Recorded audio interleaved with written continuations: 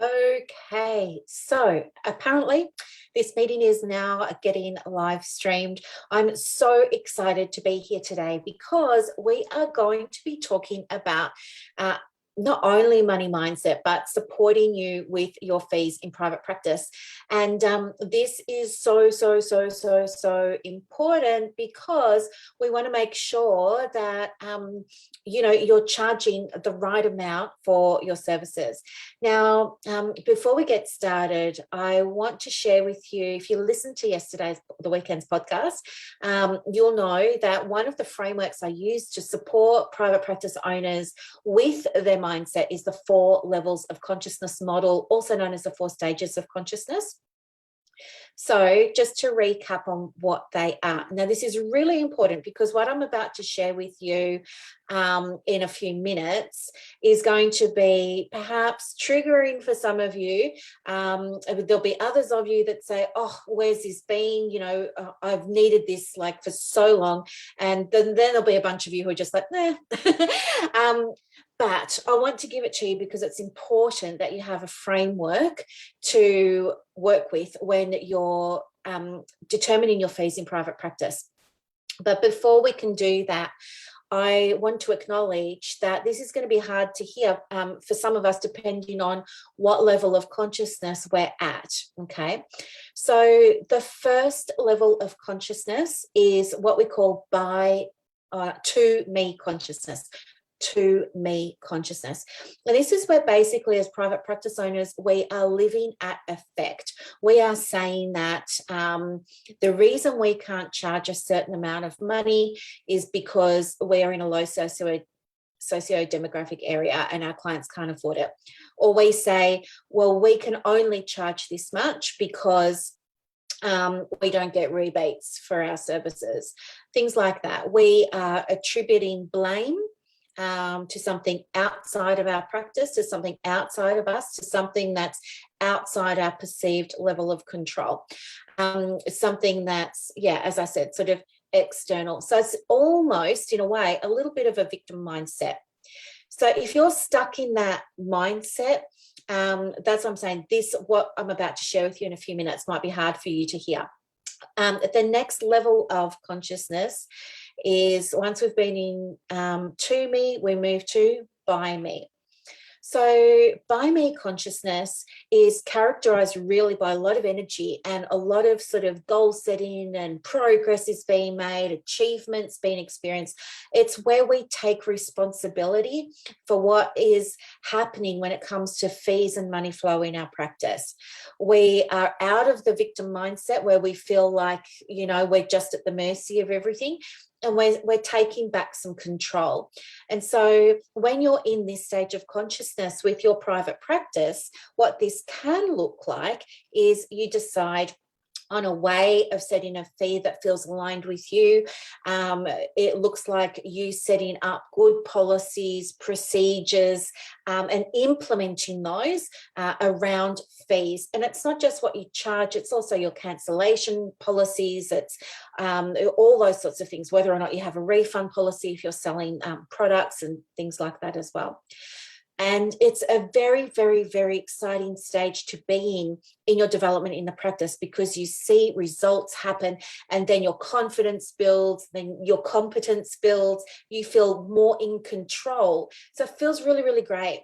But the other thing that happens when we're in by me level of consciousness is that we invariably hit a wall. We get to a point where we feel like we've kind of ticked all the boxes and we've done all the things and now we're just kind of plateauing. So it's this stage really where we have had this great big rush of action and achievement, and then it just kind of plateaus. And it's in that plateau phase of the business and in our development as practice owners in the business that we can start to question, whether or not maybe we're burning out a little bit. Maybe we're asking ourselves, what more is there to do? And it's this yearning. And we start to really, we can, not all the time, but we can start to really say, well, what else is there to manage? What else can I be doing? What else is there to do? And so it's this very the doing energy goes from being really healthy to being really unhealthy. It can look like micromanaging. It can be searching for things when you don't need to be searching for things. It can be, trying to find all things to put on a to-do list that don't really need doing. But it's because you don't know what to do next. So we hit this plateau stage. From by me consciousness, we move into through me consciousness. So through me consciousness is when we let go of the need to control everything. Through me consciousness is when we start to trust that we've put solid, sound processes and procedures in place around the finances in the practice. But it can also mean surrendering and trusting in something like, and I don't know what you think about this, but something like your intuition, something like that inner guidance, something like source, something like the universe, something like synchronicity, something like God or your faith or whatever it is that you believe in. So you start to be open to the idea of saying, maybe everything is in place and maybe I am exactly where I need to be right now. Maybe that's okay. And if I get inspiration to do something else, if it feels aligned for me, I'll act on that. Okay. So you start to see yourself as being calm and being receptive to ideas, to inspiration, to nudges, to any little bolts of light bulb moments and things like that, and being able to tune in and say, is this, like, why did I have this light bulb moment just now? What could become available for my practice if I act on this or if I implement this right now? So this is what the through me consciousness is, but you can't get there if you're in by me, because in by me, you're controlling everything, right? From through me consciousness, we move to as me consciousness. And this is the fourth in the 4 levels of conscious awareness. And what this looks like for us in our practice is we now accept that there is no separation.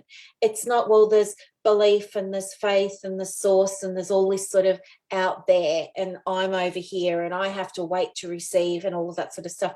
It's moving beyond that, and it's saying, okay, everything is as me. What I'm seeing in my practice is as me. What I'm seeing in my practice is a reflection today of my past thoughts, my past feelings, my past attitudes, my past actions, my past behaviors, all of those sorts of things, because you're manifesting all the time. Your practice is a manifestation of the steps that you put into place before to bring it to this point, whether you were consciously aware of them or not. What you're seeing now is a direct manifestation of what you created.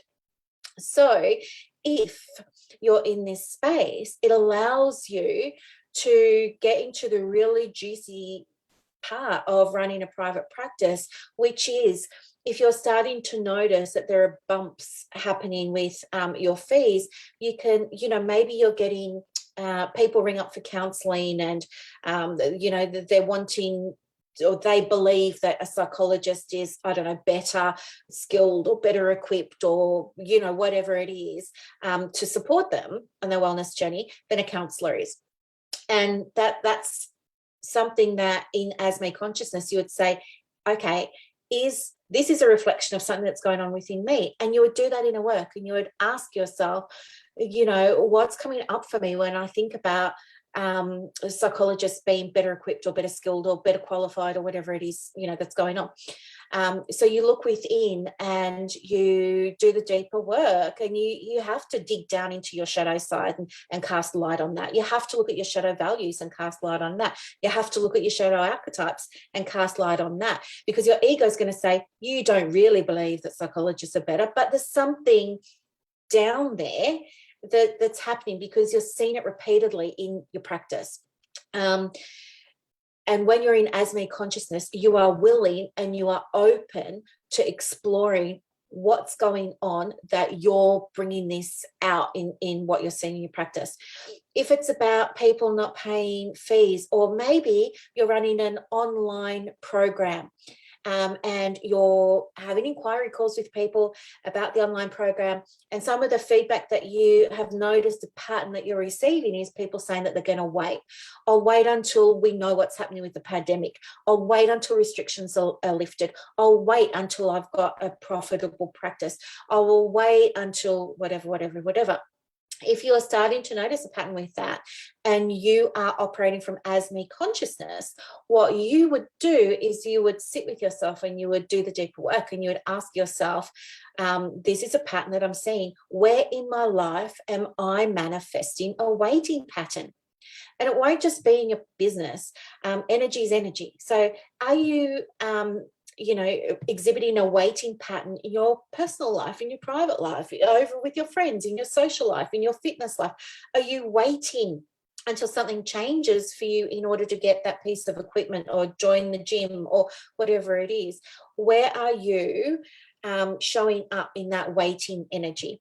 And it's by you working on that waiting energy that you'll release it from showing up in your business.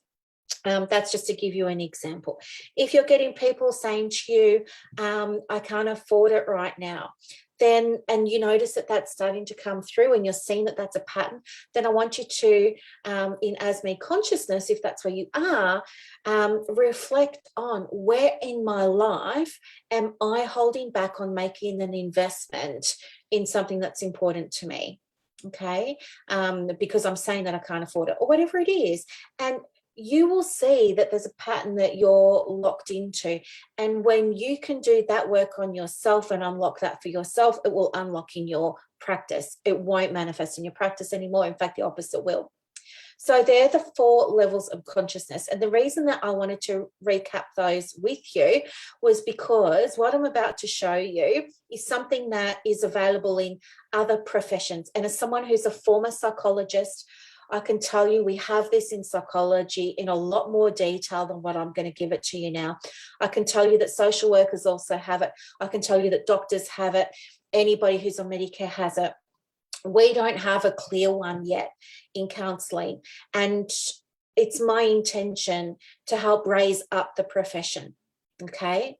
I don't believe we need to be on Medicare to do that, which is why I don't permit Medicare discussions in our group. I think we are already qualified, already skilled, already good enough, already worthy enough. We don't need validation. We are self-validating if we allow ourselves to be. So anyway, with that in mind, let me show you what I've put together.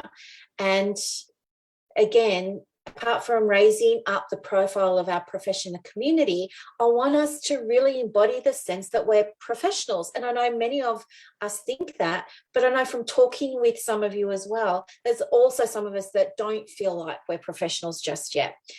I also see this we have people in our group who are charging $40 and $50 for 50 and 90-minute sessions. And that's not sustainable. And that's not doing anything much to help you raise the profile of yourself as a counsellor. Because if you're being the cheap one and you're being the affordable one, it's not seen as being as professional. And so I want to support you with that. I also know from conversations that I've had with about 300 of you that so many of you don't do things like charge for a whole bunch of stuff that you do outside of the direct therapy session. So with what I'm about to give you, I just want you to take it for what it is at face value, understanding it might cause some of us to think, yikes, I don't know if I could do this. That's okay. That's okay. If that's you, let me know and I'll help you with this.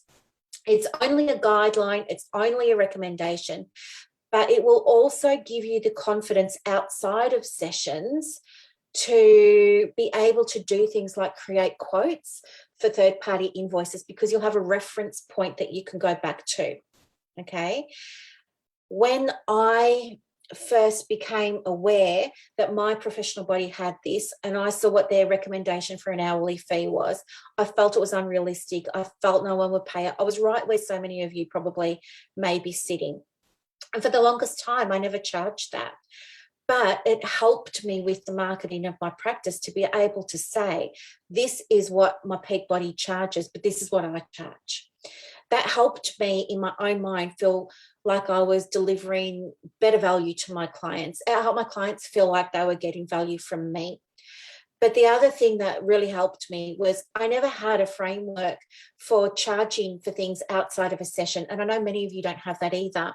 And that many of you loathe spending time on unbillable admin. So I've put this together so that you can, where it feels right and it feels aligned and you want to do it, you can charge for some of that extra work. So just let me bring it up for you so we can have a bit of a look. I'm just going to see if I can share my screen.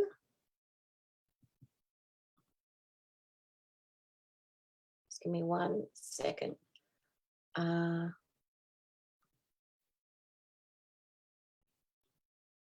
Desktop. Here we go. So what I've created for us is our very own counselling fee schedule, okay? And it's just a fee setting guide. I've kept it super, super simple. I will update this for us every year. So this one will be in place until the 31st of December. I will do a new one for us effective the 1st of January, okay? So I can just move up here. It's a complete guide kept super simple for counsellors to help you know what to charge and when, okay? Now, there's clickable links here if you want more information. All right. And now we've got a little bit of a welcome there, blah, blah, blah. So this is the key that I want you to have a look at. Let's go over it together. Now, an initial consultation. I know some of you do 90 minutes. I know some of you don't. That's fine. If you want to do a 90-minute initial consultation, that's fine. You can charge. The recommended fee for this is going to be $210, okay? Maybe your initial session is 60 minutes. That's fine. You charge accordingly for that. But this just gives you an idea here. And then each subsequent session would be $160. Now, these are only recommended fees. You can change these. You can do with them what you like. It's just giving you a starting point to see how you feel and where you want to go, okay? If you're going to have a subsequent consultation or counselling session that's 30 minutes, this would be the recommended fee. If you are going to write a report, NDIS report maybe, a report for somebody to go to Centrelink, a report for a doctor, a report for a court case, a report for whatever it is, but report preparation, $180 per hour or part thereof, okay? And the reason for that is because an hour of your time is an hour of your time. I don't want to see you undercharging, okay? Because when you undercharge, you don't get valued. You may not be valuing yourselves. Your clients are less likely to value you, and the third parties are less likely to value the service that you're providing as well. So we need to charge appropriately and accordingly.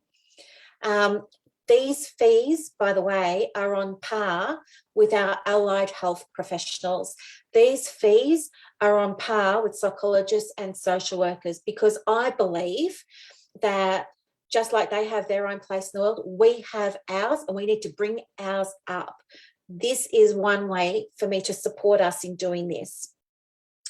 Case conference, including preparation. So case conference is when maybe the support coordinator wants to have an hour chat with you about 2 of the clients or 3 of the clients or 1 client or whatever it is. This, you say, yep, that's fine. Let me send you an invoice for that. And you're going to send an invoice and you're going to put your fee on it, and you'll book that consultation, that case conference, once you've received the fee. With report preparation, if you get a request, for example, from a lawyer, hey, we understand you've been seeing Jane Doe, and we're requesting a report that says if there's a diagnosis, how you've been helping her, what the progress is, what you think she needs in terms of support, You say, I'm happy to do that with Jane Doe's consent. Here is an invoice. Once I have received payment, I will prepare that report for you and get it to you within 5 working days or whatever it is. Stop doing work before you get paid. Get that payment in from third parties, okay? Family counselling sessions, $85 per person. And if you are asked to do a file review, if you are asked to do photocopying for court or for some other reasonable purpose, you charge $133 for that activity, right? And then 50 cents per page if you're photocopying. So I know this is a lot for some of you. Not all. I know some of you are charging more than this and you're fine and you don't have money mindset issues, and that's all. This isn't for you. This is for people who perhaps are struggling, or they're on the cusp of being in a place where they can charge the fees that they really want to charge. So to support you further, I've also put in some, reflection prompts for you to help you unpack this privately, so you're not doing it in the group where you might feel vulnerable. This is a way that you can work through these privately. Now, if you have a Remarkable, the great thing about this is you can download it onto your Remarkable and you can write on it, erase it, come back to it later, write on it, erase it. Fine. If you don't have a Remarkable, you can keep the digital copy, or you can just print it off and do these prompts, okay? And then this is a tool that I share with my coaching clients who pay thousands of dollars for my services. But this is a technique that helps you feel more comfortable with charging the fee that's right for you. What I want you to do, or what I would encourage you to do, is if you struggle with money mindset and charging your worth, or charging the worth of your service, I prefer to say, is to list at a minimum 20 ways that your clients benefit from working with you. At a minimum 20 ways. The more you can do, the better. Why? Because when you ask yourself this question and you put yourself in the position of having to answer it and come up with the 20 or 30 or 40 or 50 ways, guess what? You start to take on a new mindset. You start to take on a new belief. You start to see from a different perspective the value of what you are providing, of what you are doing. And then that makes the business side of private practice that much easier for you, okay? Now,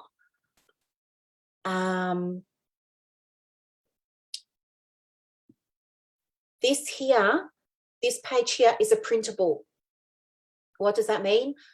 It means you can print this page off, print it off in color at Officeworks, through Canva, Vistaprint, wherever you want to get it printed off. You can print it as a poster for your reception area at your practice. You can print it off as an A4 document, put it in a nice frame, stylish, classy, modern looking frame, and keep it at reception.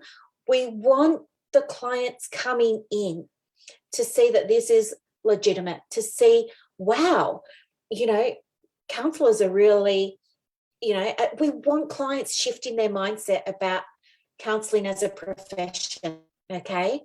We want them to see, wow, Brooklyn, you could have charged me $210 for this session, but you charged me $150. Thank you so much, right? Or whatever it is. But we want to raise awareness in the community of the importance and the value of our service, okay? And one way of doing that is through communicating, through having a recommended fee. You get to vary that fee, charge whatever you like, but you'll now be able to say with confidence, the recommended fee for counsellors with the ACPPO is $210 per session. I charge $180 or whatever it is, okay? But print that off and keep it somewhere. And then, yeah, just some more. You're already in the group. If you want my help with this, let me know, book a call. And of course, I've got loads of stuff about money mindset on the podcast, which you can listen to on Apple Podcasts or Spotify. Okay. So how do you get the fee schedule? Super simple. You just go into your portal and access it. It's been uploaded into the portal. If you don't have access to the portal, I'll put the link in so that you can go in and access everything. As I said to you over the weekend, I think it was, or Friday, I've started putting all of our video trainings in there as well. So I'll put this video training today in the portal along with this fee schedule, so you've got it. Okay, sound good? Do you love it? Oh, I hope so. I was a bit nervous about sharing it with you, but honestly, by anchoring into why this was so important to me, it just helped me so much. And look, if it only helps one of you, then I feel like I've done my job. But this is so, so, so important for us as a profession to have this really solid foundation for a recommended fee schedule. And you know what? Now we've got it. With your input, I'm happy to make tweaks and changes to it, inclusions, if you like, for when we update it for 2022. But for now, just have a practice with it and see how you go. I'm sure it's going to help you so much with your confidence. And yeah, I just want to say thank you so, so, so, so much for watching today. I hope you got a lot out of it and look forward to seeing you next time. Bye, guys.